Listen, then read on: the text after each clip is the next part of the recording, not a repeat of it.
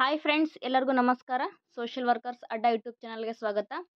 Friends, ಉನ್ನತ ಶಿಕ್ಷಣದ ಮೇಲೆ ಅಂತಂದರೆ ಹೈಯರ್ ಎಜುಕೇಷನ್ ಮೇಲೆ ಕೆಲವೊಂದು ಮೋಸ್ಟ್ ಇಂಪಾರ್ಟೆಂಟ್ ಚಾಪ್ಟರ್ ಇದ್ದಾವೆ. ಸ್ವಾತಂತ್ರ್ಯ ಪೂರ್ವ ಅವಧಿಯಲ್ಲಿ ಉನ್ನತ ಶಿಕ್ಷಣ ಹೇಗಿತ್ತು ಮತ್ತು ಸ್ವಾತಂತ್ರ್ಯ ನಂತರದಲ್ಲಿ ಉನ್ನತ ಶಿಕ್ಷಣ ಜಾರಿಗೆ ಬರಲಿಕ್ಕೆ ಏನೆಲ್ಲ ಕಾಯ್ದೆ ಕಾನೂನುಗಳನ್ನು ಜಾರಿಗೆ ತಂದಿದ್ದಾರೆ ಅಂತ ಹೇಳಕ್ಕೆ ನಾವು ನೋಡ್ತಾ ಬರೋಣ. ಈ ಮೋಸ್ಟ್ ಇಂಪಾರ್ಟೆಂಟ್ ನೋಡಿ ಫ್ರೆಂಡ್ಸ್, ನಾವು 2013ರಿಂದ ಇಲ್ಲಿವರೆಗೂ ನಾವು ಪ್ರಶ್ನೆ ಪತ್ರಿಕೆಯನ್ನು ತೆಗೆದು ನೋಡಿದಾಗ ಇದ್ರ ಮೇಲೆ ಕಂಪಲ್ಸರಿ ಅಂತಂದರೆ ಕಂಪಲ್ಸರಿ ಕ್ವಶನ್ಸ್ ಇದ್ದಾವೆ. ಸೊ ಹಾಗಾಗಿ ಎಕ್ಸಾಮ್ ಹೋಗೋಕ್ಕಿಂತ ಮೊದಲು ಇದೊಂದು ಸ್ವಲ್ಪ ನೋಡ್ಕೊಂಡು ಹೋಗ್ರಿ. ನೋಡೋಣ ನಾವು ಮೊದಲನೇದಾಗಿ ಸ್ವಾತಂತ್ರ್ಯ ಪೂರ್ವದಲ್ಲಿ ಕೆಲವೊಂದು ಕಾಯ್ದೆ ಕಾನೂನುಗಳು ಜಾರಿಗೆ ಬಂತು. ಅದರಲ್ಲಿ ಮೊದಲನೇದು ಯಾವುದು ಅಂತಂದರೆ ಚಾರ್ಟರ್ ಆ್ಯಕ್ಟ್ 1813 1813ರಲ್ಲಿ ಚಾರ್ಟರ್ ಕಾಯ್ದೆ ಬಂತು. ಈ ಚಾರ್ಟರ್ ಕಾಯ್ದೆ ಉನ್ನತ ಶಿಕ್ಷಣಕ್ಕೋಸ್ಕರ ಅಥವಾ ಶಿಕ್ಷಣ ಅಭಿವೃದ್ಧಿ ಆಗಲಿಕ್ಕೆ ಏನೇನೆಲ್ಲ ಹೇಳ್ತು ಅಂತ ಹೇಳಿ ನಾವು ನೋಡೋಣ. 1813ರ ಚಾರ್ಟರ್ ಕಾಯ್ದೆ ಏನು ಮಾಡ್ತು ಅಂತಂದರೆ, ಬ್ರಿಟಿಷ್ ಆಳ್ವಿಕೆಯಲ್ಲಿದೆ ನೋಡಿ ಫ್ರೆಂಡ್ಸ್. ಬ್ರಿಟಿಷ್ ಆಳ್ವಿಕೆಯಲ್ಲಿ ಭಾರತೀಯರಿಗೆ ಶಿಕ್ಷಣ ನೀಡಲು 1,00,000 ರೂಪಾಯಿಗಳನ್ನು ನಿಗದಿಪಡಿಸಿತು ಮತ್ತು ಮಿಷನರಿಗಳ ಭಾರತಕ್ಕೆ ಅಧಿಕೃತ ಪ್ರವೇಶವನ್ನು ಸಹ ಇದು ಒದಗಿಸಿತು. ನಂತರ ಈ ಕಾಯ್ದೆ ಏನು ಮಾಡ್ತು, ಆಧುನಿಕ ವೈಜ್ಞಾನಿಕ ಜ್ಞಾನದ ಪ್ರಚಾರಕ್ಕೆ ಒತ್ತು ನೀಡಿದೆ. 1817ರಲ್ಲಿ ರಾಜಾರಾಮ್ ಮೋಹನ್ ರಾಯ್ ಕಲ್ಕತ್ತಾ ಕಾಲೇಜನ್ನು ಸ್ಥಾಪಿಸಿದರು. ಇದು ಪಾಶ್ಚಾತ್ಯ ಮತ್ತು ಮಾನವಿಕ ಮತ್ತು ವಿಜ್ಞಾನಗಳಲ್ಲಿ ಇಂಗ್ಲಿಷ್ ಶಿಕ್ಷಣವನ್ನು ಒದಗಿಸಿತು. ನೆಕ್ಸ್ಟ್, ಎಲ್ಫಿನೋ ಸ್ಟೋನ್ ವರದಿ, ಇದು 1823ರಲ್ಲಿ ಬಂತು. ಇದು ಏನು ಹೇಳುತ್ತಾ ಈ ವರದಿ ಅಂತ ನಾವು ನೋಡೋದಾದರೆ, ಈ ವರದಿಯು 1834ರಲ್ಲಿ ಬಾಂಬೆಯಲ್ಲಿ ಎಲ್ಫಿನ್ ಸ್ಟೋನ್ ಸಂಸ್ಥೆಯನ್ನು ಸ್ಥಾಪಿಸಲು ಕಾರಣವಾಯಿತು. ಭಾರತದಲ್ಲಿ ಉನ್ನತ ಶಿಕ್ಷಣವನ್ನು ಇದು ಪ್ರಾರಂಭಿಸಿತು. ಜಿಲ್ಲಾ ಪರೀಕ್ಷಾ ಅಧಿಕಾರಿಗಳು, ಶಾಲಾ ಮೇಲ್ವಿಚಾರಕರು ಮತ್ತು ತರಬೇತಿ ಶಿಕ್ಷಕರನ್ನು ನೇಮಿಸಲು ಇದು ಶಿಫಾರಸನ್ನು ಮಾಡ್ತು. ಏನು ಶಿಫಾರಸನ್ನು ಮಾಡ್ತು ಅಂತಂದರೆ, ಜಿಲ್ಲಾ ಪರೀಕ್ಷಾ ಅಧಿಕಾರಿಗಳನ್ನು, ಶಾಲಾ ಮೇಲ್ವಿಚಾರಕರನ್ನು ಮತ್ತು ತರಬೇತಿ ಶಿಕ್ಷಕರನ್ನು ನೇಮಿಸಲಿಕ್ಕೆ ಈ ಎಲ್ಫಿನೋ ಸ್ಟೋನ್ ವರದಿ ಶಿಫಾರಸು ಮಾಡ್ತು. ನೆಕ್ಸ್ಟ್ ಮತ್ತೇನು ವರದಿ ನೋಡೋಣ. ಇದು ಮೋಸ್ಟ್ ಇಂಪಾರ್ಟೆಂಟ್ ನೋಡಿ ಫ್ರೆಂಡ್ಸ್, ಲಾರ್ಡ್ ಮೆಕಾಲೆ ವರದಿ. ಇದು 1835ರಲ್ಲಿ ಬಂತು. 1830ರಲ್ಲಿ ಲಾರ್ಡ್ ವಿಲಿಯಂ ಬೆಂಟಿಕ್ ಇಂಗ್ಲಿಷನ್ನು ಬೋಧನಾ ಮಾಧ್ಯಮವಾಗಿ ಪರಿಚಯಿಸಲು ನಿರ್ಧರಿಸಿದರು. ಮೆಕಾಲೆ ಅವರ ನಿಮಿಷಗಳು ಸಾಂಪ್ರದಾಯಿಕ ಭಾರತೀಯ ಕಲಿಕೆ ಮೇಲೆ ಇಂಗ್ಲಿಷ್ ಶಿಕ್ಷಣವನ್ನು ಪ್ರತಿಪಾದಿಸಿದವು. ಪೌರಸ್ತ್ಯ ಸಂಸ್ಕೃತಿಯನ್ನು ದೋಷಮುಕ್ತ ಮತ್ತು ಅಪವಿತ್ರ ಎಂದು ಪರಿಗಣಿಸಿತು. ಅವರು ಉನ್ನತ ಮತ್ತು ಮಧ್ಯಮ ವರ್ಗದ ವಿದ್ಯಾರ್ಥಿಗಳ ಆಯ್ದ ಗುಂಪಿಗೆ ಶಿಕ್ಷಣ ನೀಡುವ ಗುರಿಯನ್ನು ಹೊಂದಿದ್ದರು. ಶಿಕ್ಷಣವು ಅಂತಿಮವಾಗಿ ಜನಸಾಮಾನ್ಯರಿಗೆ ಇಳಿಯುತ್ತದೆ ಎಂದು ನಂಬಿದ್ದರು. ಈ ಪರಿಕಲ್ಪನೆಯನ್ನು ಒಳ ನುಸುಳುವಿಕೆ ಸಿದ್ಧಾಂತ ಎಂದು ಕೂಡ ಕರೆಯಲಾಗುತ್ತೆ. ಒಳನೋಟದಲ್ಲಿ ಭಾರತೀಯರು ಆದರೆ ಅಭಿರುಚಿ ಮತ್ತು ಸಂಬಂಧದಲ್ಲಿ ಇಂಗ್ಲಿಷ್ ಆಧುನಿಕ ಶಿಕ್ಷಣಕ್ಕೆ ಗಣನೀಯ ಕೊಡುಗೆ ನೀಡುವ ಭಾರತೀಯರ ವರ್ಗವನ್ನು ಅವರು ರೂಪಿಸಿದರು. ಇದು ಮೋಸ್ಟ್ ಇಂಪಾರ್ಟೆಂಟ್ ನೋಡಿ ಫ್ರೆಂಡ್ಸ್, ಲಾರ್ಡ್ ಮೆಕಾಲೆ ವರದಿ ಇಂಗ್ಲಿಷ್ ಶಿಕ್ಷಣಕ್ಕೆ ಹೆಚ್ಚು ಮಹತ್ವವನ್ನು ನೀಡಿತು. ನೆಕ್ಸ್ಟ್ ನೋಡೋದಾದರೆ ವುಡ್ಸ್ ಡೆಸ್ಪಾಚ್ ವರದಿ ಅಂತ ಇದು 1854ರಲ್ಲಿ ಜಾರಿಗೆ ಬಂತು. ಇದು 1854ರಲ್ಲಿ ಲಾರ್ಡ್ಸ್ ವುಡ್ ಅವರ ರವಾನೆಯನ್ನು ಭಾರತದಲ್ಲಿ ಇಂಗ್ಲಿಷ್ ಶಿಕ್ಷಣದ ಮ್ಯಾಗ್ನಾ ಕಾರ್ಟಾ ಎಂದು ಕರೆಯಲಾಗಿದೆ. ಇದು ಭಾರತದಲ್ಲಿ ಶಿಕ್ಷಣವನ್ನು ಹರಡಲು ಮೊದಲ ಸಮಗ್ರ ಯೋಜನೆಯನ್ನು ಇದು ಪ್ರಸ್ತುತಪಡಿಸುತ್ತದೆ ಅಂತಂದರೆ ಫ್ರೆಂಡ್ಸ್, ಈ ವರದಿ ಏನು ಮಾಡ್ತು ಅಂತಂದರೆ ಮೋಸ್ಟ್ ಇಂಪಾರ್ಟೆಂಟ್ ನೋಡ್ರಿ. ಈ ವರದಿ ಏನು ಮಾಡ್ತು ಅಂತಂದರೆ, ಇದು ಇಂಗ್ಲಿಷ್ ಶಿಕ್ಷಣಕ್ಕೆ ಇದು ಕೂಡ ಅದು ಇಂಗ್ಲಿಷ್ ಶಿಕ್ಷಣಕ್ಕೆ ಮಹತ್ವವನ್ನು ನೀಡುತ್ತೆ. ಇದು ಇಂಗ್ಲಿಷ್ ಶಿಕ್ಷಣವನ್ನು ಜಾರಿಗೆ ತರಲಿಕ್ಕೆ ಇದು ಅವಕಾಶವನ್ನು ನೀಡೋದ್ರಿಂದ ಇದನ್ನು ಭಾರತದಲ್ಲಿ ಇಂಗ್ಲಿಷ್ ಶಿಕ್ಷಣದ ಮ್ಯಾಗ್ನಾ ಕಾರ್ಟಾ ಅಂತ ಹೇಳ್ತಾರೆ. ಏನಂದರೆ ವುಡ್ಸ್ ವರದಿಯನ್ನು. ಇದರಿಂದ ಏನೇನೆಲ್ಲ ಬಂತು ಅಂತಂದರೆ, 1857ರಲ್ಲಿ ಕಲ್ಕತ್ತಾ, ಬಾಂಬೆ ಮತ್ತು ಮದ್ರಾಸ್ನಲ್ಲಿ ವಿಶ್ವವಿದ್ಯಾಲಯಗಳನ್ನು ಮತ್ತು ಎಲ್ಲ ಪ್ರಾಂತ್ಯಗಳಲ್ಲಿ ಶಿಕ್ಷಣ ಇಲಾಖೆಗಳನ್ನು ಸ್ಥಾಪಿಸಲು ಇದು ಕಾರಣವಾಯಿತು. ಇದು ಮೋಸ್ಟ್ ಇಂಪಾರ್ಟೆಂಟ್ ನೋಡ್ರಿ. ಯಾವಾಗ ಅಂತಂದರೆ 1857ರಲ್ಲಿ ಏಕಕಾಲದಲ್ಲಿಯೇ 3 ವಿಶ್ವವಿದ್ಯಾಲಯಗಳನ್ನು ಸ್ಥಾಪಿಸಲಿಕ್ಕೆ ಈ ವರದಿ ಅವಕಾಶ ನೀಡ್ತು. ಯಾವ ಅಂತಂದರೆ, ಒಂದು ಕಲ್ಕತ್ತಾ, ಬಾಂಬೆ ಮತ್ತು ಮದ್ರಾಸ್ನಲ್ಲಿ. ನೆಕ್ಸ್ಟ್ ಏನು ಮಾಡ್ತು ಅಂತಂದರೆ, 1849ರಲ್ಲಿ JED ಬೋತಾನ್ ಸ್ಥಾಪಿಸಿದ ಕಲ್ಕತ್ತಾದ ಬೇತೂನ್ ಶಾಲೆಯು ಮಹಿಳೆಯರಿಗೆ ಶಿಕ್ಷಣ ನೀಡುವ ಮೊದಲ ಶಾಲೆಯಾಗಿದೆ. ಇದು ಕೂಡ ಇಂಪಾರ್ಟೆಂಟ್ ನೋಡ್ರಿ ಫ್ರೆಂಡ್ಸ್. ಇದೈತಲ್ಲ, ಇದು ಕೂಡ ಇಂಪಾರ್ಟೆಂಟ್.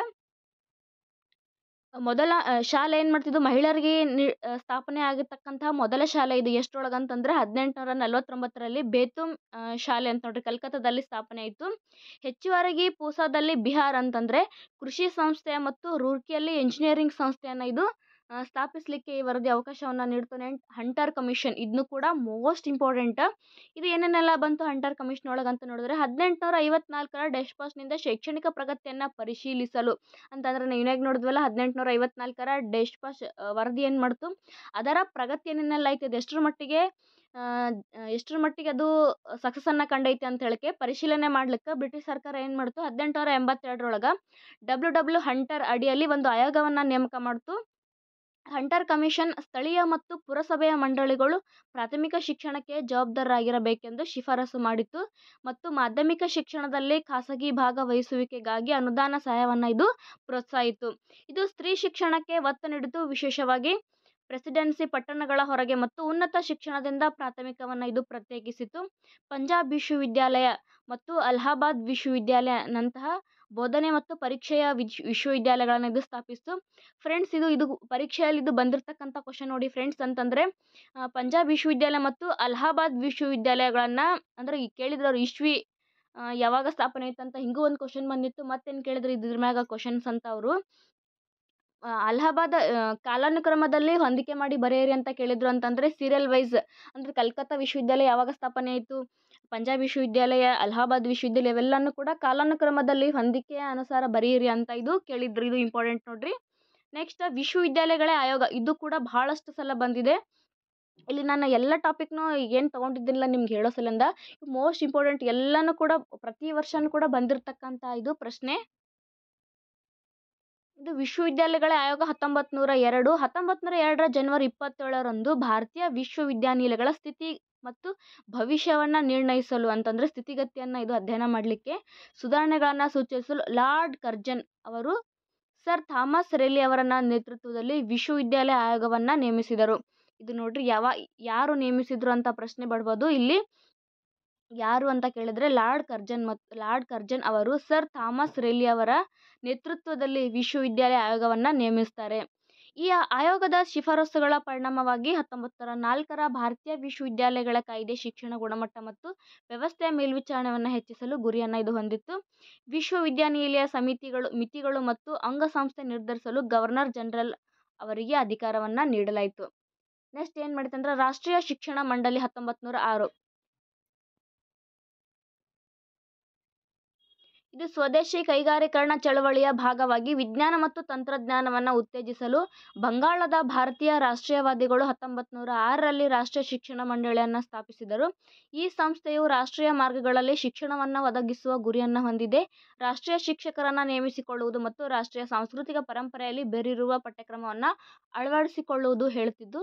ಇದು ಬೆಂಗಾಲ್ ನ್ಯಾಷನಲ್ ಕಾಲೇಜು ಮತ್ತು ಬೆಂಗಾಲ್ ಟೆಕ್ನಿಕಲ್ ಇನ್ಸ್ಟಿಟ್ಯೂಟನ್ನು ಸ್ಥಾಪಿಸಿತು. ನಂತರ ಜಾದವ್ಪುರ್ ವಿಶ್ವವಿದ್ಯಾಲಯವನ್ನು ಕೂಡ ಇದು ರೂಪಿಸಿತು. ನಂತರ ಬಂದಿರತಕ್ಕಂಥದ್ದು ಯಾವುದು ಅಂತಂದರೆ ಶಿಕ್ಷಣ ನೀತಿಯ ಸರ್ಕಾರದ ನಿರ್ಣಯ. 1913ರ ನಿರ್ಣಯವು ಭಾಷಾವಾರು ವಿಭಾಗಗಳ ಆಧಾರದ ಮೇಲೆ ಸಣ್ಣ ವಸತಿ ಮತ್ತು ಬೋಧನಾ ವಿಶ್ವವಿದ್ಯಾಲಯಗಳಿಗೆ ಪ್ರತಿಪಾದಿಸಿತು. ಪಾಟ್ನಾ, ಲಕ್ನೋ, ರಂಗೂನ್, ಅಲಿಗಢ ಮತ್ತು ಬನಾರಸ್ನಂತಹ ವಿಶ್ವವಿದ್ಯಾಲಯಗಳು ಸ್ಥಳೀಯ ದೇಶಭಕ್ತಿ ಅಥವಾ ಧಾರ್ಮಿಕ ಕಾರಣಗಳಿಂದ ಅವು ಸ್ಥಾಪಿಸಲ್ಪಟ್ಟವು. ಸರ್ಕಾರವು ಕಡ್ಡಾಯ ಶಿಕ್ಷಣಕ್ಕೆ ಬದ್ಧವಾಗಿಲ್ಲದಿದ್ದರೂ ಬಡ ಮತ್ತು ಹಿಂದುಳಿದ ವರ್ಗಗಳಿಗೆ ಉಚಿತ ಪ್ರಾಥಮಿಕ ಶಿಕ್ಷಣವನ್ನು ನೀಡಲು ಪ್ರಾಂತೀಯ ಸರ್ಕಾರಗಳನ್ನು ಇದು ಪ್ರೋತ್ಸಾಹಿತು. ನೆಕ್ಸ್ಟ್ ಬಂದಿರತಕ್ಕಂಥ ಯಾವುದು ಆಯೋಗ ಅಂತಂದರೆ ಸ್ಯಾಡ್ಲರ್ ಆಯೋಗ. 1917ರಿಂದ 1919ರ ಅವಧಿಯೊಳಗೆ ಇದು ಏನೇನೆಲ್ಲ ಮಾಡ್ತು ಅಂತ ಕೇಳಿದ್ರೆ ಸ್ಯಾಡ್ಲರ್ ಕಮಿಷನ್ ಎಂದು ಕರೆಯಲ್ಪಡುವ ಕಲ್ಕತ್ತಾ ವಿಶ್ವವಿದ್ಯಾನಿಲಯ ಆಯೋಗವು ಇದಕ್ಕೆ ಇನ್ನೊಂದು ಹೆಸರು ಯಾವುದು ಅಂತಂದರೆ ಕಲ್ಕತ್ತಾ ವಿಶ್ವವಿದ್ಯಾನಿಲಯ. ಇಲ್ಲಿ ನೋಡ್ರಿ ಕಲ್ಕತ್ತಾ ವಿಶ್ವವಿದ್ಯಾನಿಲಯ ಆಯೋಗ ಅಂತ ಕರೀತಾರೆ. ಸ್ಯಾಡ್ಲರ್ ಆಯೋಗ ಅಥವಾ ಕಲ್ಕತ್ತಾ ವಿಶ್ವವಿದ್ಯಾನಿಲಯ ಆಯೋಗ. ಇದು ಕಲ್ಕತ್ತಾ ವಿಶ್ವವಿದ್ಯಾನಿಲಯ ಸಮಸ್ಯೆಗಳನ್ನು ಪರಿಹರಿಸುವ ಗುರಿಯನ್ನು ಹೊಂದಿದೆ. ಅದರ ಶಿಫಾರಸುಗಳು ಇತರ ವಿಶ್ವವಿದ್ಯಾಲಯಗಳಿಗೆ ಕೂಡ ಇದು ವಿಸ್ತರಿಸಲಾಯಿತು. ವಿಶ್ವವಿದ್ಯಾನಿಲಯ ಶಿಕ್ಷಣವನ್ನು ಸುಧಾರಿಸಲು ಮಾಧ್ಯಮಿಕ ಶಿಕ್ಷಣವನ್ನು ಮೊದಲು ಹೆಚ್ಚಿಸುವ ಅಗತ್ಯವಿದೆ ಎಂದು ಪ್ರತಿಪಾದಿಸಿತು. ಇದು 10+2+3 ವ್ಯವಸ್ಥೆ ಮತ್ತು ಕೇಂದ್ರೀಯ ಶಿಕ್ಷಣ ಮಂಡಳಿ CABEಗೆ ಕಾರಣವಾಗಿತ್ತು. ಇದು ನೋಡ್ರಿ, ಇದು ಮೋಸ್ಟ್ ಇಂಪಾರ್ಟೆಂಟ್ ನೋಡ್ರಿ. ಇದು ಏನೇನೆಲ್ಲ ಪ್ರತಿಪಾದಿಸ್ತು ಅಂತಂದರೆ 10+2+3 ವ್ಯವಸ್ಥೆಯ ಕೇಂದ್ರೀಯ ಶಿಕ್ಷಣ ಮಂಡಳಿಗೆ ಕಾರಣವಾಗಿತ್ತು. ಇದು ಹೇಳ್ತು. ನೆಕ್ಸ್ಟ್ ಆಯೋಗವು ಮಹಿಳೆಯರಿಗೆ ವೈಜ್ಞಾನಿಕ ಮತ್ತು ತಾಂತ್ರಿಕ ಶಿಕ್ಷಣವನ್ನು ಶಿಫಾರಸು ಮಾಡಿತ್ತು ಮತ್ತು ಶಿಕ್ಷಕರ ತರಬೇತಿಯನ್ನು ಕೂಡ ಇದು ಹೇಳಿತು. ನೆಕ್ಸ್ಟ್ ನೋಡೋಣ ಡಯಾರ್ಕಿ ಅಡಿಯಲ್ಲಿ ಶಿಕ್ಷಣ 1919. ಮೊಂಟಾಗು ಚೆಮ್ಸ್ಫರ್ಡ್ ಸುಧಾರಣೆಗಳು ಶಿಕ್ಷಣವನ್ನು ಪ್ರಾಂತೀಯ ಸಚಿವಾಲಯಗಳಿಗೆ ವರ್ಗಾಯಿಸಿದವು. ನೇರ ಸರ್ಕಾರದ ಒಳಗೊಳ್ಳುವಿಕೆ ಮತ್ತು ಹಣಕಾಸಿನ ಅನುದಾನವನ್ನು ಕಡಿಮೆ ಮಾಡಿತ್ತು. ಹಣಕಾಸಿನ ಅಡಚಣೆಗಳ ಹೊರತಾಗಿಯೂ ಶಿಕ್ಷಣವು ಪರೋಪಕಾರಿ ಪ್ರಯತ್ನಗಳ ಮೂಲಕ ಬೆಳೆಯಿತು. ನೆಕ್ಸ್ಟ್ ಹಾರ್ಟಗೋ ಸಮಿತಿ 1929. ಶಿಕ್ಷಣ ಸಂಸ್ಥೆಗಳ ಹೆಚ್ಚಳವು ಗುಣಮಟ್ಟದಲ್ಲಿ ಕುಸಿತಕ್ಕೆ ಕಾರಣವಾಯಿತು. ಶೈಕ್ಷಣಿಕ ಅಭಿವೃದ್ಧಿಯನ್ನು ನಿರ್ಣಯಿಸಲು ಹಾರ್ಟಾಗ್ ಸಮಿತಿಯನ್ನು ರಚಿಸಲಾಯಿತು. ಪ್ರಾಥಮಿಕ ಶಿಕ್ಷಣಕ್ಕೆ ಒತ್ತು ನೀಡುವುದು ಮತ್ತು 8ರ ನಂತರದ ಸರಾಸರಿ ವಿದ್ಯಾರ್ಥಿಗಳಿಗೆ ವೃತ್ತಿಪರ ಕೋರ್ಸ್ಗಳನ್ನು ಶಿಫಾರಸು ಮಾಡಿತು. ನಂತರ ಬಂದಿರತಕ್ಕಂಥ ಸಪ್ರು ಸಮಿತಿ 1934. ಯುನೈಟೆಡ್ ಪ್ರಾವಿನ್ಸ್ ಸರ್ಕಾರವು ನಿರುದ್ಯೋಗದ ಕಾರಣಗಳನ್ನು ತನಿಖೆ ಮಾಡಲು ಸಫ್ರು ಸಮಿತಿಯನ್ನು ನೇಮಿಸಿತು. ಪ್ರಾಯೋಗಿಕ ಜೀವನ ಕೌಶಲ್ಯಗಳಿಗಿಂತ ಹೆಚ್ಚಾಗಿ ಪರೀಕ್ಷೆಗಳು ಮತ್ತು ಪದವಿಗಳ ಮೇಲೆ ಕೇಂದ್ರೀಕರಿಸಿದ ಶಿಕ್ಷಣ ವ್ಯವಸ್ಥೆಗೆ ಸಾಮೂಹಿಕ ನಿರುದ್ಯೋಗವನ್ನು ಇದು ಕಾರಣವಾಯಿತು. ವುಡ್ ಮತ್ತು ಅಬಾಟ್ ವರದಿ 1937. 1935ರಲ್ಲಿ CABಯನ್ನು ಪುನರುಜ್ಜೀವನಗೊಳಿಸಿ ಈ ವರದಿಯು ಶೈಕ್ಷಣಿಕ ವ್ಯವಸ್ಥೆಯ ಮರುಸಂಘಟನೆಯನ್ನು ಪ್ರಸ್ತಾಪಿಸಿತು, ವಿಶೇಷವಾಗಿ ವೃತ್ತಿಪರ ಶಿಕ್ಷಣ. 1937ರಲ್ಲಿ ಅಬಾಟ್ ವುಡ್ ವರದಿಯು ವಿಶ್ವವಿದ್ಯಾನಿಲಯ ಮಟ್ಟ, ಪಾಲಿಟೆಕ್ನಿಕ್ ಶಿಕ್ಷಣ ಮತ್ತು ವೃತ್ತಿಪರ ಶಿಕ್ಷಕ ತರಬೇತಿ ಕಾಲೇಜುಗಳಲ್ಲಿ ಇಂಗ್ಲಿಷನ್ನು ಬೋಧನಾ ಮಾಧ್ಯಮವಾಗಿ ಶಿಫಾರಸು ಮಾಡಿತು. ಇದು ದೆಹಲಿಯಲ್ಲಿ ವೃತ್ತಿಪರ ತರಬೇತಿ ಕಾಲೇಜು ಸ್ಥಾಪನೆಗೆ ಕಾರಣವಾಯಿತು. ಇದು ಫ್ರೆಂಡ್ಸ್, ಇದೆಲ್ಲ ಏನೇನು ಮಾಡ್ತು ಅಂತಂದರೆ ಈ ವರದಿ ವಿಶ್ವವಿದ್ಯಾನಿಲಯ ಮಟ್ಟ, ಪಾಲಿಟೆಕ್ನಿಕ್ ಶಿಕ್ಷಣ, ವೃತ್ತಿಪರ ಶಿಕ್ಷಕ ತರಬೇತಿ ಅಂತಂದರೆ ನಾವು B.Ed, D.Ed, TCH ಅಂತೀವಲ್ಲ ಅದು, ಎಲ್ಲದಕ್ಕೂ ಕೂಡ ಇದು ಅವಕಾಶವನ್ನು ಕಲ್ಪಿಸ್ತು. ನೆಕ್ಸ್ಟ್ ಬಂದಿರತಕ್ಕಂಥ Wardha scheme of basic education 1937ರೊಳಗೆ. ಅಕ್ಟೋಬರ್ 1937ರಲ್ಲಿ ವಾರ್ಧಾದಲ್ಲಿ ಕಾಂಗ್ರೆಸ್ ರಾಷ್ಟ್ರೀಯ ಶಿಕ್ಷಣ ಸಮ್ಮೇಳನವನ್ನು ಆಯೋಜಿಸಿತು. ಜಾಕಿರ್ ಹುಸೇನ್ ಸಮಿತಿಯು ಗಾಂಧೀಜಿಯವರ ಚಟುವಟಿಕೆಯ ಮೂಲಕ ಕಲಿಯುವುದು ಎಂಬ ತತ್ವದ ಆಧಾರದ ಮೇಲೆ ಮೂಲಭೂತ ಶಿಕ್ಷಣ ಅಥವಾ ನೈನಿತಾಲಿಮ್ಗಾಗಿ ರಾಷ್ಟ್ರೀಯ ಯೋಜನೆಯನ್ನು ಅಭಿವೃದ್ಧಿಪಡಿಸಿತು. ನೆಕ್ಸ್ಟ್ ಸಾರ್ಜೆಂಟ್ ಶಿಕ್ಷಣ ಮಸೂದೆ, ಇದನ್ನು ಕೂಡ ಭಾಳ ಸಲ ಕೇಳಿದ್ರೆ ನೋಡಿ ಫ್ರೆಂಡ್. ಸಾರ್ಜೆಂಟ್ ಶಿಕ್ಷಣ ಯೋಜನೆ 1944. ಯುದ್ಧದ ನಂತರ ಶೈಕ್ಷಣಿಕ ಅಭಿವೃದ್ಧಿಯ ಯೋಜನೆ ಎಂದು ಕರೆಯಲ್ಪಡುವ ಸಾರ್ಜೆಂಟ್ ಯೋಜನೆಯನ್ನು 1944ರಲ್ಲಿ CAB ಅಭಿವೃದ್ಧಿಪಡಿಸಿತು. ಇದು ಏನೇನೆಲ್ಲ ಶಿಫಾರಸು ಮಾಡ್ತು ಅಂತಂದರೆ 3ರಿಂದ 6 ವಯಸ್ಸಿನವರಿಗೆ ಪೂರ್ವ ಪ್ರಾಥಮಿಕ ಶಿಕ್ಷಣವನ್ನು ಮತ್ತು 6ರಿಂದ 11 ವಯಸ್ಸಿನವರಿಗೆ ಉಚಿತ ಸಾರ್ವತ್ರಿಕ ಮತ್ತು ಕಡ್ಡಾಯ ಪ್ರಾಥಮಿಕ ಶಿಕ್ಷಣವನ್ನು, 3 ವರ್ಷಗಳ ವಿಶ್ವವಿದ್ಯಾಲಯದ ನಂತರದ ಉನ್ನತ ಮಾಧ್ಯಮಿಕ ಕೋರ್ಸನ್ನು, 2 ರೀತಿಯ ಪ್ರೌಢಶಾಲೆಗಳು, ಒಂದು ತಾಂತ್ರಿಕ ಮತ್ತು ವೃತ್ತಿಪರ ಶೈಕ್ಷಣಿಕ. 1945ರಲ್ಲಿ ಸ್ಥಾಪಿಸಲಾದ ವಿಶ್ವವಿದ್ಯಾನಿಲಯ ಅನುದಾನ ಸಮಿತಿಯು ಆಧಾರದ ಮೇಲೆ ವಿಶ್ವವಿದ್ಯಾಲಯ ಅನುದಾನ ಆಯೋಗದ ಸ್ಥಾಪನೆಯನ್ನು ಕೂಡ ಮಾಡಲಾಯಿತು. ಇದು ನೋಡ್ರಿ ಫ್ರೆಂಡ್ಸ್, ಮೋಸ್ಟ್ ಇಂಪಾರ್ಟೆಂಟ್ ಇದು. ಯಾಕಂತ ಕೇಳಿದ್ರೆ ಇಲ್ಲಿ ಏನಾಯ್ತು ಅಂದರೆ ಇಲ್ಲಿ ಪ್ರಾಥಮಿಕ ಮತ್ತು ಪ್ರೌಢ ಶಿಕ್ಷಣ ಹೇಗಿರಬೇಕು ಮತ್ತು ಸಾರ್ವತ್ರಿಕ ಮತ್ತು ಉಚಿತ ಕಡ್ಡಾಯ ಶಿಕ್ಷಣವನ್ನು ಕೂಡ ಇದು ಈ ವರದಿಯನ್ನು ಹೇಳ್ತು. ನೆಕ್ಸ್ಟ್, ಶೈಕ್ಷಣಿಕ ಅಭಿವೃದ್ಧಿಯನ್ನು ಮುನ್ನಡೆಸಲು ಕೆಲವು ಆಯೋಗಗಳು ಅಂತಂದರೆ ಸ್ವತಂತ್ರ ನಂತರದಲ್ಲಿ ಏನೇನೆಲ್ಲ ಆಯೋಗಗಳನ್ನು ತಂದರು ಉನ್ನತ ಶಿಕ್ಷಣಕ್ಕಾಗಿ ಅಥವಾ ಶಿಕ್ಷಣ ಅಭಿವೃದ್ಧಿಗಾಗಿ ಏನೇನೆಲ್ಲ ಆಯೋಗಗಳು ತಂದಿದ್ರು ಅಂತ ನೋಡೋದಾದರೆ ಇದು ರಾಧಾಕೃಷ್ಣನ್ ಆಯೋಗ. ಇದು ನೋಡಿರಿ ಫ್ರೆಂಡ್ಸ್, ಇದು ಮೋಸ್ಟ್ ಇಂಪಾರ್ಟೆಂಟ್ ಕ್ವಶನ್ಸ್. ಇದು ರಾಧಾಕೃಷ್ಣನ್ ಆಯೋಗ ಐತಲ್ಲ, ಈ ರಾಧಾಕೃಷ್ಣನ್ ಆಯೋಗ ಸ್ವತಂತ್ರ ನಂತರದಲ್ಲಿ ಜಾರಿಯಾದಂತಹ ಮೊದಲ ಆಯೋಗ. ಇದು ಯಾವುದು ಅಂತಂದರೆ ರಾಧಾಕೃಷ್ಣನ್ ಆಯೋಗ 1948. ವಿಶ್ವವಿದ್ಯಾನಿಲಯ ಶಿಕ್ಷಣ ಆಯೋಗ ಎಂದು ಇದನ್ನು ಕರೆಯುತ್ತಾರೆ. ಇದನ್ನು ಏನಂತ ಕರೀತಾರೆ ಅಂತಂದರೆ ಇದು ರಾಧಾಕೃಷ್ಣನ್ ಅವರು ಈ ಆಯೋಗದ ಅಧ್ಯಕ್ಷರಾಗಿರೋದ್ರಿಂದ ರಾಧಾಕೃಷ್ಣನ್ ಆಯೋಗ ಅಂತಲೇ ಕರೀತಾರೆ. ಅದು ಬಿಟ್ಟು ಇನ್ನೊಂದೇನು ಕರೀತಾರೆ ಇದಕ್ಕೆ ಹೆಸರು ಅಂತಂದರೆ ವಿಶ್ವವಿದ್ಯಾಲಯ ಶಿಕ್ಷಣ ಆಯೋಗ ಅಂತಲೂ ಕೂಡ ಇದಕ್ಕೆ ಕರೀತಾರೆ. ಏನೆಲ್ಲ ಉದ್ದೇಶ ಇಟ್ಕೊಂಡು ಬಂತು ಇದು ಅಂತಂದರೆ ಭಾರತದಲ್ಲಿ ವಿಶ್ವವಿದ್ಯಾಲಯ ಶಿಕ್ಷಣದ ಕುರಿತು ವರದಿ ಮಾಡಲಿಕ್ಕೆ ಈ ಆಯೋಗವನ್ನು ಸ್ಥಾಪನೆ ಮಾಡಲಾಯಿತು. ಇದೇನೇನೆಲ್ಲ ಶಿಫಾರಸು ಮಾಡ್ತು ಅಧ್ಯಯನ ಮಾಡಿ ಅಂತಂದರೆ 12 ವರ್ಷಗಳ ಪೂರ್ವ ವಿಶ್ವವಿದ್ಯಾಲಯ ಶಿಕ್ಷಣವನ್ನು ಇದು ಹೇಳ್ತು. ನೆಕ್ಸ್ಟ್, ಉನ್ನತ ಶಿಕ್ಷಣವು 3 ಉದ್ದೇಶಗಳನ್ನು ಹೊಂದಿರಬೇಕು ಅಂತ ಹೇಳ್ತಿದ್ದು. ಏನೇನೆಲ್ಲ ಅಂತಂದರೆ ಕೇಂದ್ರ ಶಿಕ್ಷಣ, ಉದಾರ ಶಿಕ್ಷಣ ಮತ್ತು ಔದ್ಯೋಗಿಕ ಶಿಕ್ಷಣವನ್ನು ಹೇಳ್ತು. ಆಡಳಿತಾತ್ಮಕ ಸೇವೆಗಳಿಗೆ ವಿಶ್ವವಿದ್ಯಾಲಯದ ಪದವಿ ಅಗತ್ಯವಾಗಿರಬಾರ್ದು ಅಂತ ಇದು ಹೇಳ್ತು. ವಿಶ್ವವಿದ್ಯಾಲಯ ಶಿಕ್ಷಣವನ್ನು ಏಕಕಾಲಿಕ ಪಟ್ಟಿಯಲ್ಲಿ ಸೇರಿಸಬೇಕು. ಏಕಕಾಲಿಕ ಪಟ್ಟಿಯಲ್ಲಿ ಅಂತಂದರೆ ಸಮವರ್ತಿ ಪಟ್ಟಿಯಲ್ಲಿ ಸೇರಿಸಬೇಕು ಅಂತ ಇದು ಹೇಳ್ತು. ವಿಶ್ವವಿದ್ಯಾಲಯ ಅನುದಾನ ಆಯೋಗ UGC ಸ್ಥಾಪನೆ ಅಂತ ಹೇಳ್ಬೇಕು. ಈಗ ಪ್ರೆಸೆಂಟ್ ಏನು UGC ಇದೆಯಲ್ಲ, ಇದು ರಾಧಾಕೃಷ್ಣನ್ ಆಯೋಗ ಅಥವಾ ವಿಶ್ವವಿದ್ಯಾಲಯಗಳ ಆಯೋಗ ವತಿಯಿಂದ ಇದು ಸ್ಥಾಪನೆ ಆಗಿರ್ತಕ್ಕಂಥ. ಇದು ಭಾಳ ಅಂದರೆ ಭಾಳ ಸಲ ಕೇಳಿದ್ದಾರೆ ನೋಡಿ ಫ್ರೆಂಡ್ಸ್. ಇದು ನಿಮಿಷ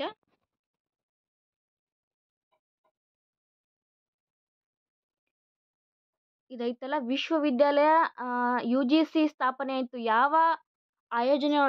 ಯಾವ ಆಯೋಗದ ಅಡಿಯಲ್ಲಿ UGC ಸ್ಥಾಪನೆ ಆಯಿತು ಅಂತ ಇದು ಸಾಕಷ್ಟು ಬಾರಿ ಪ್ರಶ್ನೆ ಕೇಳಿದ್ದಾರೆ. ಯಾವುದು ಅಂತಂದರೆ ರಾಧಾಕೃಷ್ಣನ್ ಸಮಿತಿ ಅಥವಾ ರಾಧಾಕೃಷ್ಣನ್ ಆಯೋಗ ಅಥವಾ ವಿಶ್ವವಿದ್ಯಾಲಯಗಳ ಆಯೋಗ. ಇಶ್ವಿನ ಕೂಡ ನೆನಪಿರಬೇಕು. ಇದು ಇಶ್ವಿ ಯಾವುದು ಅಂತಂದರೆ 1948ರಲ್ಲಿ ಸ್ವತಂತ್ರ ನಂತರ ಜಾರಿಗೆ ಆದಂತಹ ಮೊದಲ ಆಯೋಗ ಇದು. ಉನ್ನತ ಶಿಕ್ಷಣಕ್ಕಾಗಿ ಇಂಗ್ಲೀಷ್ ಶಿಕ್ಷಣವನ್ನು ಬೋಧನಾ ಮಾಧ್ಯಮವಾಗಿ ಉಳಿಸ್ಕೊಳ್ಬೇಕಂತ ಇದು ಹೇಳ್ತು. ನೆಕ್ಸ್ಟ್ ಬಂದಿರತಕ್ಕಂಥದ್ದು ಯಾವುದು ಅಂತಂದರೆ ಮೊದಲಿಯಾರ್ ಆಯೋಗ. ಇದು 1957 ಬಂತು. ಇದು ಏನೆಲ್ಲ ಉದ್ದೇಶದಿಂದ ಬಂತು ಅಂತಂದರೆ ಭಾರತದಲ್ಲಿ ಮಾಧ್ಯಮಿಕ ಶಿಕ್ಷಣದ ಸ್ಥಿತಿಯನ್ನು ಪರಿಶೀಲನೆ ಮಾಡಲಿಕ್ಕೆ ಈ ಆಯೋಗ ರಚನೆ ಆಯಿತು. ಇದು ಏನೇನೆಲ್ಲ ಅಧ್ಯಯನ ಮಾಡಿದ ನಂತರ ಏನೇನೆಲ್ಲ ಶಿಫಾರಸು ಮಾಡ್ತು ಅಂತಂದರೆ ಉತ್ತಮ ಪಠ್ಯಕ್ರಮದ ಮಾದರಿ ಮತ್ತು ಜೀವನ ಆಧಾರಿತ ಪಠ್ಯಕ್ರಮವನ್ನು ಇದು ವಿನ್ಯಾಸಗೊಳಿಸಿತು.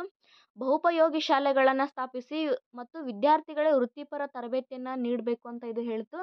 ನೆಕ್ಸ್ಟ್ ಬಂದಿರತಕ್ಕಂಥದ್ದೇ ಕೊಠಾರಿ ಶಿಕ್ಷಣ ಆಯೋಗ. ಇದು ಕೂಡ ಭಾಳ ಅಂದರೆ ಭಾಳ ಸಲ ಕೇಳಿದ್ದಾರೆ ಫ್ರೆಂಡ್ಸ್. ಯಾಕಂದರೆ ನಾವು ಇಷ್ಟು ದಿನ ಇತ್ತಲ್ಲ ಇದ್ರದ್ದು ಮುಖಾಂತರ ಆಯೋಗದ ಮುಖಾಂತರ ನಡೀತಕ್ಕಂತಹ ಶಿಕ್ಷಣದ ರೂಪ ಅಂತಲೇ ಈ ಆಯೋಗದ ವರದಿಯನ್ನು ಸರ್ಕಾರ ಕಡ್ಡಾಯವಾಗಿ ಇದನ್ನು ಪಾಲಿಸ್ಕಿಶಂದ್ರ ವರದಿಯನ್ನು ಅನುಷ್ಠಾನಕ್ಕೆ ತಂದಂತಕ್ಕಂತಹ ಆಯೋಗ ಇದು. ಅಧ್ಯಕ್ಷತೆ ಯಾರು ವಹಿಸ್ಕೊಂಡಿದ್ರದ್ದು? ಕೊಠಾರಿ ಶಿಕ್ಷಣ ಆಯೋಗ 1964ರಿಂದ 1966 ಅವಧಿ ಇದು. ಅಧ್ಯಕ್ಷತೆ ಯಾರು ವಹಿಸ್ಕೊಂಡಿದ್ರು ಅಂತಂದರೆ ಡಾಕ್ಟರ್ DS ಕೊಠಾರಿ. ಹೀಗಾಗಿ ಇದನ್ನು ಕೊಠಾರಿ ಆಯೋಗ ಅಂತಾನೂ ಕೂಡ ಕರೀತಾರೆ. ಏನೇನೆಲ್ಲ ಶಿಫಾರಸು ಮಾಡ್ತು ಇದು ಅಂತಂದರೆ ಇದು 14 ವರ್ಷದವರೆಗೆ ಉಚಿತ ಸಾರ್ವತ್ರಿಕ ಮತ್ತು ಕಡ್ಡಾಯ ಶಿಕ್ಷಣ ಅಂತ ಹೇಳ್ತು. ಈಗೆಲ್ಲ ಇತ್ತು ನೋಡಿ ಫ್ರೆಂಡ್ಸ್, 14 ವರ್ಷದ ಕಡೆ ಉಚಿತ ಮತ್ತು ಕಡ್ಡಾಯ ಶಿಕ್ಷಣ ಇತ್ತಲ್ಲ, ಈ ವರದಿ ಮುಖಾಂತರನೇ ಇದು ಜಾರಿಗೆ ತಂದಿರತಕ್ಕಂಥದ್ದು. ಇದು 3 ಭಾಷಾ ಸೂತ್ರ ಅಥವಾ ತ್ರಿಭಾಷಾ ಸೂತ್ರ ಅಂತ ಕರೀತಾರೆ. ತ್ರಿಭಾಷಾ ಸೂತ್ರ ಅನ್ನ ಜಾರಿಗೆ ಶಿಫಾರಸು ಮಾಡ್ತಿದ್ದು ಮಾತೃಭಾಷೆ ಹಿಂದಿ ಮತ್ತು ಇಂಗ್ಲೀಷ್ ಅಂತಂದರೆ ಈ ಸದ್ ನೋಡಿ ಫ್ರೆಂಡ್ಸ್, ಈಗ ನಮ್ಮ ಕರ್ನಾಟಕದೊಳಗೆ ಫಸ್ಟ್ ಲ್ಯಾಂಗ್ವೇಜ್ ಅಂತ ಯಾವ್ದು ಕರಿತೀವಿ ಅಂತಂದರೆ ಕನ್ನಡ ಅಂತ ಕರಿತೀವಿ. ಅಂತಂದರೆ ಪ್ರತಿಯೊಂದು ರಾಜ್ಯದೊಳಗೂ ಅವ್ರ ಮಾತೃಭಾಷೆ ಕಲೀಲಿಕ್ಕೆ ಮೊದಲ ಸಬ್ಜೆಕ್ಟಾಗಿ ನೀಡಬೇಕಂತ ಇದು ಹೇಳ್ತು. ಅಂದರೆ ಮೊದಲ ಭಾಷೆ ತ್ರಿಭಾಷೆ ಒಳಗೆ ಮೊದಲ ಭಾಷೆ ಮಹತ್ವ ಯಾವ್ದು ಕೊಡಬೇಕು ಅಂತಂದ್ರೆ ಅದು ಮಾತೃಭಾಷೆಗೆ ಅಂತ ಹೇಳ್ತು. ನೆಕ್ಸ್ಟ್ 2ನೇ ಭಾಷೆ ಅದು ಹಿಂದಿ, 3ನೇ ಭಾಷೆ ಇಂಗ್ಲೀಷ್ ಆಗಿ ಕಲಿಸ್ಬೇಕು ಅಂತ ಅದು ಹೇಳ್ತು. ನೆಕ್ಸ್ಟ್ ಶಿಕ್ಷಣದ ಮೇಲೆ ರಾಷ್ಟ್ರೀಯ ಆದಾಯದ 6% ಹೂಡಿಕೆಯನ್ನು ಮಾಡಬೇಕು ಅಂತ ಇದು ಹೇಳ್ತು. ಮತ್ತಂದರೆ ರಾಷ್ಟ್ರೀಯ ಆದಾಯದೊಳಗೆ ಶಿಕ್ಷಣದ ಮೇಲೆ 6% ಹೂಡಿಕೆಯನ್ನು ಮಾಡಬೇಕಂತ ಹೇಳ್ತಿದ್ದು. ಶಿಕ್ಷಕರ ತರಬೇತಿ ಮತ್ತು ಗುಣಮಟ್ಟವನ್ನು ಸುಧಾರಿಸಬೇಕು ಅಂತ ಹೇಳ್ತು. ಕೃಷಿ ಮತ್ತು ಕೈಗಾರಿಕೆಗೆ ಶಿಕ್ಷಣವನ್ನು ಅಭಿವೃದ್ಧಿಪಡಿಸಬೇಕು ಅಂತ ಹೇಳ್ತು. ಫ್ರೆಂಡ್ಸ್ ಇಲ್ಲೈತೆಲ್ಲ 14 ವರ್ಷದವರೆಗೆ ಉಚಿತ ಮತ್ತು ಸಾರ್ವತ್ರಿಕ ಕಡ್ಡಾಯ ಶಿಕ್ಷಣವನ್ನು ಜಾರಿಗೆ ತಂತಲ್ಲ ಮತ್ತು ತ್ರಿಭಾಷಾ ಸೂತ್ರ ಈ ಕೊಠಾರಿ ಆಯೋಗದ ಮುಖಾಂತರನೇ ಜಾರಿಗೆ ಬಂದಿರತಕ್ಕಂಥದ್ದು. ನೆಕ್ಸ್ಟ್ 3 ಭಾಷಾ ಸೂತ್ರ 1968 ಉದ್ದೇಶ ರಾಜ್ಯಗಳೊಂದಿಗೆ ಸಮಾಲೋಚಿಸಿ ಶಿಕ್ಷಣ ಸಚಿವಾಲಯವು ರೂಪಿಸ್ತಿದ್ದು. ಶಿಫಾರಸು ಅಂತಂದರೆ ಹಿಂದಿ ಮಾತನಾಡುವ ರಾಜ್ಯಗಳು ಹಿಂದಿ, ಇಂಗ್ಲೀಷ್ ಮತ್ತು ಆಧುನಿಕ ಭಾಷೆಯ ಅಧ್ಯಯನ ಮೇಲಾಗಿ ದಕ್ಷಿಣ ಭಾಷೆಗಳು ಅಂತಂದ್ರೆ ದಕ್ಷಿಣ ಭಾರತದೊಳಗೆ ಹಿಂದಿ ಮಾತನಾಡದ ರಾಜ್ಯಗಳು ಹಿಂದಿ, ಇಂಗ್ಲೀಷ್ ಮತ್ತು ಪ್ರಾದೇಶಿಕ ಭಾಷೆಯ ಅಧ್ಯಯನ ಅಂತಿದ್ದು ಹೇಳ್ತು. ನೆಕ್ಸ್ಟ್ ಆದಿಶೇಷಯ್ಯ ಪರಿಶೀಲನಾ ಸಮಿತಿ 1978 ಅಧ್ಯಕ್ಷರು ಮಾಲ್ಕಮ್ S ಆದಿಶೇಷಯ್ಯ. ಉದ್ದೇಶ +2 ಗುಣಮಟ್ಟದ ಶಿಕ್ಷಣದ ಪಠ್ಯಕ್ರಮವನ್ನು ಪರಿಶೀಲಿಸುವುದು. ಶಿಫಾರಸು 1+1 ಮತ್ತು +2 ಹಂತಗಳಲ್ಲಿ ಸೆಮಿಸ್ಟರ್ ವ್ಯವಸ್ಥೆಯನ್ನು. ಇದು ನೋಡಿ ಫ್ರೆಂಡ್ಸ್, ಈಗ ಪ್ರಶ್ನೆಯನ್ನು ಕೇಳಿದ್ದಾರ ಅಂತಂದರೆ ನಾನೆಲ್ಲ ಹಿಂದಿನ ಪ್ರಶ್ನೆ ಪತ್ರಿಕೆ ನೋಡಿದಾಗ ಸೆಮಿಸ್ಟರ್ ವ್ಯವಸ್ಥೆಯನ್ನು ಯಾವ ಸಮಿತಿಯ ಶಿಫಾರಸ್ಸಿನ ಆಧಾರದ ಮೇಲೆ ಜಾರಿಗೆ ತರಲಾಯಿತು ಅಂತ ಕೇಳ್ತಾರೆ. ಮತ್ತು ಸೆಮಿಸ್ಟರ್ ಇಸದ್ ನೋಡ್ತೀವಲ್ಲ ನಾವು ಸೆಮಿಸ್ಟರ್ ವ್ಯವಸ್ಥೆಯನ್ನು ಯಾವ ಶಿಕ್ಷಣ ಸಮಿತಿ ಶಿಫಾರಸು ಮಾಡ್ತು ಅಂತಲೂ ಕೇಳ್ತಾರೆ. ಮತ್ತು ಅದರ ಅಧ್ಯಕ್ಷರು ಯಾರಾಗಿದ್ದರು ಅಂತಲೂ ಕೂಡ ಕೇಳ್ತಾರೆ ಫ್ರೆಂಡ್ಸ್. ಗ್ರಾಮೀಣ ಪ್ರದೇಶಗಳಲ್ಲಿ ಶಾಲೆಗಳನ್ನು ಸ್ಥಾಪಿಸಲು ಆದ್ಯತೆಯನ್ನು ನೀಡುತ್ತಿದ್ದು ಸೇವೆಯಲ್ಲಿರುವ ಮತ್ತು ಸೇವಾಪೂರ್ವ ತರಬೇತಿಗಾಗಿ ಶಿಕ್ಷಕರನ್ನು ಪ್ರೋತ್ಸಾಹಿಸಿತು. ವಿದ್ಯಾರ್ಥಿಗಳ ಅಗತ್ಯತೆಗಳು ಮತ್ತು ರಾಜ್ಯದ ಅವಶ್ಯಕತೆಗಳನ್ನು ಆಧರಿಸಿದ ಪಠ್ಯಕ್ರಮ ಮತ್ತು ವಿಷಯ ಸಂಯೋಜನೆಗಳನ್ನು ಇದು ಹೇಳ್ತು. ನೆಕ್ಸ್ಟ್ 10+2+3 ಶಿಕ್ಷಣ ವ್ಯವಸ್ಥೆ 1986 ಇದು ಕೂಡ ಹೋದ್ಸಲ ಕೇಳಿದ್ದಾರೆ ಫ್ರೆಂಡ್ಸ್. ಭಾಳ ಸಲ ರಿಪೀಟೆಡ್ ಆದಂತಹ ಕ್ವಶನ್. ಇದು ಭಾಳ ಅಂದ್ರೆ ಭಾಳ ಇಂಪಾರ್ಟೆಂಟ್ ನೋಡ್ರಿ ಇದು. 10+2+3 ಶಿಕ್ಷಣ ವ್ಯವಸ್ಥೆ 1986 ಇದು ಇಶ್ವಿನೂ ಕೂಡ ಕೇಳಿದ್ದಾರೆ ಅವರು. ಶಿಕ್ಷಣ ಆಯೋಗವು 1964ರಿಂದ 66ರ ಶಿಫಾರಸು ಅವಧಿಯಲ್ಲಿ ಇದು ಶಿಫಾರಸು ಮಾಡ್ತು. ಅಂತಂದರೆ ನಾನು ಹೇಳಿದೆಲ್ಲ 1964ರಿಂದ 60 ಯಾವುದಿತ್ತು ಅದು ಸಮಿತಿ ಅಂತಂದ್ರೆ ಕೊಠಾರಿ ಆಯೋಗ ಏನು ಶಿಫಾರಸು ಮಾಡ್ತಲ್ಲ, ಈ ಕೊಠಾರಿ ಆಯೋಗ ಅಥವಾ ಭಾರತೀಯ ಶಿಕ್ಷಣ ಆಯೋಗ ಅಂತ ಕೇಳ್ತಾರೆ. ಈ ಆಯೋಗದ ಶಿಫಾರಸು ಅನುಷ್ಠಾನಕ್ಕೆ ತಂತು ಯಾವಾಗ ಅಂತಂದ್ರೆ ಅವರು 1964ರಿಂದ 67 ಶಿಫಾರಸು ಮಾಡಿದ್ರು. ಅದನ್ನು 1986 10+2+3 ಶಿಕ್ಷಣ ವ್ಯವಸ್ಥೆ ಅಂತ ಜಾರಿಗೆ ತಂದರು. ಅನುಷ್ಠಾನ ಯಾವಾಗಾಯ್ತು ಅಂತಂದ್ರೆ ಶಿಕ್ಷಣದ ರಾಷ್ಟ್ರೀಯ ನೀತಿ ಅಂತ ಕರಿತಾರೆ ನೋಡಿ ಫ್ರೆಂಡ್ಸ್. ಇದು ಇದು 10+2+3 ಶಿಕ್ಷಣ ವ್ಯವಸ್ಥೆ ಅಂತಲೂ ಕೂಡ ಕರೀತಾರೆ. ಇನ್ನೊಂದು ಶೈಕ್ಷಣಿಕ ರಾಷ್ಟ್ರೀಯ ನೀತಿ ಅಂತಲೂ ಕೂಡ ಕರೀತಾರೆ 1986. ಸೆಂಟ್ರಲ್ ಬೋರ್ಡ್ ಆಫ್ ಸೆಕೆಂಡರಿ ಎಜುಕೇಷನ್ನಿಂದ ಪರಿಚಯಿಸಲ್ಪಟ್ಟಿದೆ ಮತ್ತು ಎಲ್ಲ ರಾಜ್ಯಗಳು ಮತ್ತು ಕೇಂದ್ರಾಡಳಿತ ಪ್ರದೇಶಗಳಿಂದ ಇದನ್ನು ಅಂಗೀಕರಿಸಲಾಯಿತು. ಇದು ಹಿಂಗೂ ಕೇಳ್ತಾರೆ ಫ್ರೆಂಡ್ಸ್. ಈ ರಾಷ್ಟ್ರೀಯ ಶಿಕ್ಷಣ ನೀತಿ 1986 ಯಾವ ಆಯೋಗದ ಶಿಫಾರಸ್ಸಿನ ಮೇಲೆ ಇದು ಜಾರಿಗೆ ಬಂತು ಅಂತ ಕೇಳ್ತಾರೆ. ಇದು ಕೊಠಾರಿ ಆಯೋಗ ಅಥವಾ ಭಾರತೀಯ ಶಿಕ್ಷಣ ಆಯೋಗ. ನೆಕ್ಸ್ಟ್ ಆಚಾರ್ಯ ರಾಮಮೂರ್ತಿ ಸಮಿತಿ 1990. 1968ರಲ್ಲಿ ರಾಷ್ಟ್ರೀಯ ಶಿಕ್ಷಣ ನೀತಿಯು ಪ್ರಗತಿಯನ್ನು ಮೌಲ್ಯಮಾಪನ ಮಾಡಲಿಕ್ಕೆ ಇದು ಸ್ಥಾಪನೆ ಆಯಿತು. ಇದು ಏನೆಲ್ಲ ಶಿಫಾರಸು ಮಾಡ್ತು ಅಂತಂದರೆ ಸಾಮಾನ್ಯ ಶಾಲಾ ವ್ಯವಸ್ಥೆಯನ್ನು ಪರಿಚಯಿಸಿತು, ಮಹಿಳಾ ಶಿಕ್ಷಣವನ್ನು ಇದು ಉತ್ತೇಜಿಸಿತು, ಸಾಮಾಜಿಕ ಉಪಯುಕ್ತವಾದ ಉತ್ಪಾದಕ ಕೆಲಸವನ್ನು ಇದು ಪ್ರೋತ್ಸಾಹಿಸಿತು. ನೆಕ್ಸ್ಟ್ ಜ್ಞಾನಂ ಸಮಿತಿ. ಇದನ್ನು ಕೂಡ ಭಾಳ ಅಂದ್ರೆ ಭಾಳ ಇಂಪಾರ್ಟೆಂಟ್ ನೋಡಿ ಫ್ರೆಂಡ್ಸ್. ಜ್ಞಾನಂ ಸಮಿತಿ ವಿಶ್ವವಿದ್ಯಾನಿಲಯಗಳಲ್ಲಿ ಆರ್ಥಿಕ ಆಡಳಿತವನ್ನು ಪರಿಶೀಲಿಸುವ ಉದ್ದೇಶವನ್ನು ಇದು ಹೊಂದಿತ್ತು. ಶಿಫಾರಸು ಏನೇನೆಲ್ಲ ಮಾಡ್ತು ಅಂತಂದರೆ ಶೈಕ್ಷಣಿಕ ಉತ್ಕೃಷ್ಟತೆಗಾಗಿ ನಮ್ಯತೆ ಮತ್ತು ಸ್ವಾಯತ್ತತೆಯನ್ನು ಖಚಿತಪಡಿಸಿಕೊಳ್ಳಲಿಕ್ಕೆ ಡೀಮ್ಡ್ ವಿಶ್ವವಿದ್ಯಾಲಯಗಳ ಬೆಳವಣಿಗೆಯನ್ನು ನಿರ್ಬಂಧಿಸಿತು. ಶಿಕ್ಷಣದ ಗುಣಮಟ್ಟವನ್ನು ನಿಯಂತ್ರಿಸಲು ಮತ್ತು ಸಂಶೋಧನೆಯನ್ನು ಉತ್ತೇಜಿಸಲು ಉನ್ನತ ಶಿಕ್ಷಣ ಮತ್ತು ಸಂಶೋಧನೆ ರಾಷ್ಟ್ರೀಯ ಆಯೋಗವನ್ನು ಸ್ಥಾಪನೆ ಮಾಡ್ತು. ಇದು ಇಂಪಾರ್ಟೆಂಟ್ ನೋಡಿ ಫ್ರೆಂಡ್ಸ್.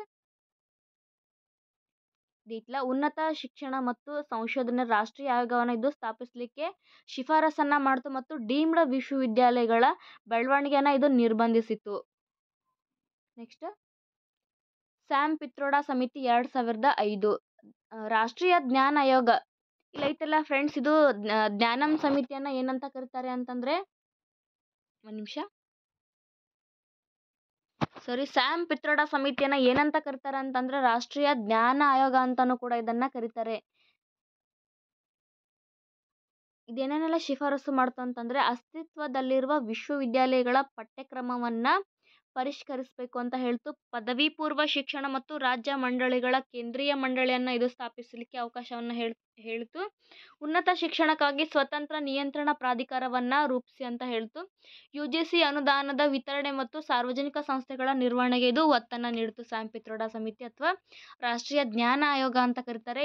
ಇದು ಪ್ರಶ್ನೆ ಇದ್ರ ಮೇಲೆ ಹೆಂಗೆ ಬಂದೈತಿ ಅಂತಂದ್ರೆ ರಾಷ್ಟ್ರೀಯ ಜ್ಞಾನ ಆಯೋಗ ಎಷ್ಟರಲ್ಲಿ ಜಾರಿಗೆ ಬಂತು ಅಂತ ಕೇಳ್ತಾರೆ, ಅಥವಾ ರಾಷ್ಟ್ರೀಯ ಜ್ಞಾನ ಆಯೋಗಕ್ಕಿರುವ ಇನ್ನೊಂದು ಹೆಸರೇನು ಅಂತ ಕೇಳ್ತಾರೆ, ಮತ್ತು ಇದು ಏನೇನೆಲ್ಲ ಶಿಫಾರಸು ಮಾಡ್ತು ಅಂತ ಕೂಡ ಕೇಳ್ತಾರೆ ಅವರು.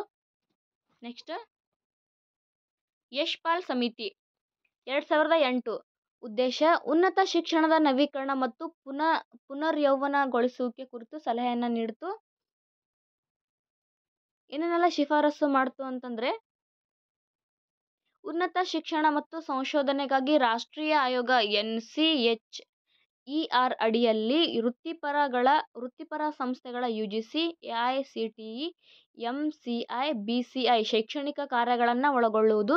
ರಾಷ್ಟ್ರೀಯ ಶಿಕ್ಷಣ ನ್ಯಾಯಮಂಡಳಿ ಸ್ಥಾಪಿಸಿ ವಿಶ್ವವಿದ್ಯಾನಿಲಯಗಳ ವ್ಯಾಪ್ತಿಯಲ್ಲಿ ವೃತ್ತಿಪರ ಶಿಕ್ಷಣವನ್ನು ಸೇರಿಸಿತು. ರಾಜ್ಯ ಅನುದಾನಿತ ವಿಶ್ವವಿದ್ಯಾಲಯಗಳಿಗೆ ಕೇಂದ್ರ ಹಣಕಾಸು ಬೆಂಬಲವನ್ನು ಹೆಚ್ಚಲಿಕ್ಕೆ ಇದು ಶಿಫಾರಸನ್ನು ಮಾಡ್ತು ಯಶ್ಪಾಲ್ ಸಮಿತಿ. ನೆಕ್ಸ್ಟ್ ಏನಂತಂದರೆ ಶರ್ಮಾ ಸಮಿತಿ 2009. ಉದ್ದೇಶ ವೈಜ್ಞಾನಿಕ ಸಂಶೋಧನೆಯ ಗುಣಮಟ್ಟ ಮತ್ತು ಪ್ರಮಾಣ ಕುಸಿಯುತ್ತಿರುವುದನ್ನು ತಿಳಿಸುವ ಉದ್ದೇಶವನ್ನು ಇದು ಶರ್ಮಾ ಸಮಿತಿ ಹೊಂದಿತ್ತು. ಇದು ಏನೇನೆಲ್ಲ ಶಿಫಾರಸು ಮಾಡ್ತೆ ಅಂತಂದರೆ ಸಂಶೋಧನೆಯಲ್ಲಿ ಶ್ರೇಷ್ಠತೆಯನ್ನು ಉತ್ತೇಜಿಸಲು ಭಾರತೀಯ ವಿಜ್ಞಾನ ಶಿಕ್ಷಣ ಮತ್ತು ಸಂಶೋಧನಾ ಸಂಸ್ಥೆಗಳನ್ನು IISER ಸ್ಥಾಪಿಸಲಿಕ್ಕೆ ಇದು ಅವಕಾಶವನ್ನು ಕಲ್ಪಿಸ್ತು. ಮೂಲ ವಿಜ್ಞಾನ ಸಂಶೋಧನೆಗೆ ವಾರ್ಷಿಕ ಕನಿಷ್ಠ 500 ಕೋಟಿ ರೂಪಾಯಿ ಖರ್ಚು ಮಾಡಲಿಕ್ಕೆ ಇದು ಶಿಫಾರಸನ್ನು ನೀಡಿತು ಶರ್ಮಾ ಸಮಿತಿ. ನೆಕ್ಸ್ಟ್ ಹೊಸ ಶಿಕ್ಷಣ ನೀತಿ ಸುಬ್ರಹ್ಮಣ್ಯಂ ಸಮಿತಿ ಅಂತಲೂ ಕೂಡ ಕರೀತಾರೆ. ಇದಕ್ಕೆ 2017ರಲ್ಲಿ ಜಾರಿಗೆ ಬಂತು. ಅಧ್ಯಕ್ಷರು ಯಾರಾಗೈತೆ ಅಂತಂದರೆ TSR ಸುಬ್ರಹ್ಮಣಿಯನ್. ಇವ್ರು ಏನೇನೆಲ್ಲ ಶಿಫಾರಸು ಮಾಡ್ತಾರಂತಂದರೆ ಭಾರತೀಯ ಶಿಕ್ಷಣ ಸೇವೆಯನ್ನು IES ಸ್ಥಾಪಿಸಿ ಶಿಕ್ಷಣದ ವೆಚ್ಚವನ್ನು GDPಯು 6% ಹೆಚ್ಚಿಸಿದರು. BEd ಕೋರ್ಸ್ಗಳಿಗೆ ಪದವಿ ಹಂತದಲ್ಲಿ 50% ಅಂಕಗಳ ಕನಿಷ್ಠ ಅರ್ಹತೆಯನ್ನು ಹೊಂದಿಸಿ ಮತ್ತು ಶಿಕ್ಷಕರ ಪ್ರವೇಶ ಪರೀಕ್ಷೆಯನ್ನು ನಾವು ಕಂಪಲ್ಸರಿ TET ನೋಡ್ತೀವಲ್ಲ, TET ಕಡ್ಡಾಯಗೊಳಿಸ್ತು. ಯಾವ ಶಿಕ್ಷಣದ ನೀತಿಯ ಮುಖಾಂತರ TETಯನ್ನು ಕಡ್ಡಾಯಗೊಳಿಸ್ತು ಅಂತಂದರೆ ಹೊಸ ಶಿಕ್ಷಣ ನೀತಿ ಅಥವಾ ಸುಬ್ರಹ್ಮಣ್ಯಂ ಸಮಿತಿ 2016 ನೋಡಿ ಫ್ರೆಂಡ್ಸ್. ನಾವೆಲ್ಲ TET ಬರಿತೀವಲ್ಲ, ಈ ಒಂದು ಸಮಿತಿಯ ಮುಖಾಂತರನೇ ಇದು ಕಡ್ಡಾಯಗೊಳಿಸಿದ್ರು. ನೆಕ್ಸ್ಟ್ ಪ್ರತಿ 10 ವರ್ಷಗಳಿಗೊಮ್ಮೆ ನವೀಕರಣದೊಂದಿಗೆ ಶಿಕ್ಷಕರಿಗೆ ಕಡ್ಡಾಯ ಪ್ರಮಾಣೀಕರಣದ ಅಗತ್ಯವಿದೆ ಅಂತ ಇದು ಹೇಳಿದ್ರು. ಭಾರತದಲ್ಲಿ ಕ್ಯಾಂಪಸ್ಗಳನ್ನು ತೆರೆಯಲು ಅಗ್ರ 200 ವಿದೇಶಿ ವಿಶ್ವವಿದ್ಯಾಲಯಗಳಿಗೆ ಇದನ್ನು ಅವಕಾಶಗಳನ್ನು ನೀಡಿದ್ರು ಇವರು.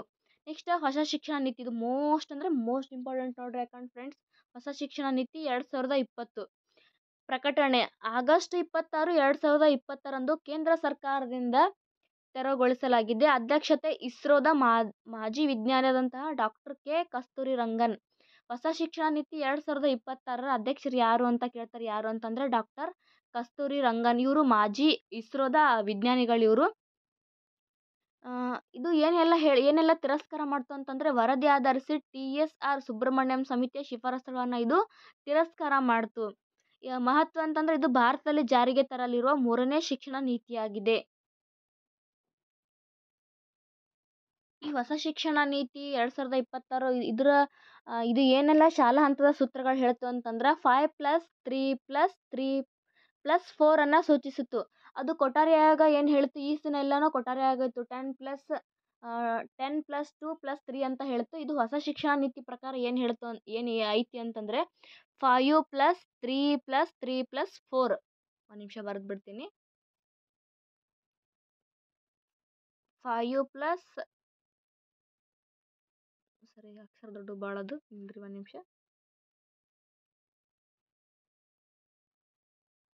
5+3+3+4 ಅನ್ನು ಇದು ಸೂಚಿಸ್ತು. ಇದು ಕೂಡ ಪರೀಕ್ಷೆಗಳಲ್ಲಿ ಕೇಳಿದ್ದಾರೆ. ಈ ರೀತಿ ಕೊಟ್ಟು ಕಿಶಿಂದ್ರ ಇದು ಯಾವ ಶಿಕ್ಷಣ ನೀತಿಯ ಪ್ರಕಾರ ಇದನ್ನು ಜಾರಿಗೆ ತರಲಾಯಿತು ಅಂತ ಕೇಳಿದ್ದಾರೆ.